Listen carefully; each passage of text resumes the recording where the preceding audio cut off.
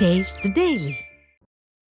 காஞ்சிபுரம் மாவட்ட அம்மா பேரவை சார்பில் பெரிய காஞ்சிபுரம் மார்க்கெட் பகுதியில் அதிமுக சார்பில் பொதுமக்களிடம் துண்டு பிரசுரங்கள் வழங்கும் திண்ணை பிரச்சாரம் நடைபெற்றது.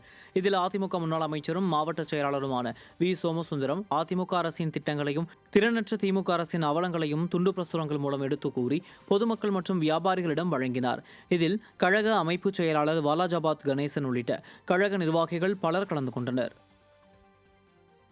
கடலூர் கிழக்கு மாவட்ட அம்மா பேரவை சார்பில் அதிமுக திண்ணை பிரச்சாரம் துவங்கியது. கொத்தட்டை கிராமத்தில் நடைபெற்ற பிரச்சாரத்தில் கடலூர் கிழக்கு மாவட்ட செயலாளரும் சட்டமன்ற உறுப்பினருமான கே.ஏ. பாண்டியன் பங்கேற்று அதிமுக ஆட்சியில் சாதனைகளை எடுத்துக் கூறி திண்ணை பிரச்சாரத்தில் ஈடுபட்டார். தொடர்ந்து துண்டு பிரசுரங்களை வீடு வீடாக சென்று வழங்கினார். இந்நிகழ்ச்சியில் கழக அமைப்பு செயலாளர் முருகுமாறன், முன்னாள் அமைச்சர் செல்வி ராமஜெயம், மாவட்ட அம்மா பேரவை செயலாளர் முனைவர் கானூர் பாலசுந்தரம், மாநில அம்மா பேரவை துணை செயலாளர் கே.எஸ்.கே. பாலமுருகன் உள்ளிட்ட நிர்வாகிகள் பலர் பங்கேற்றனர்.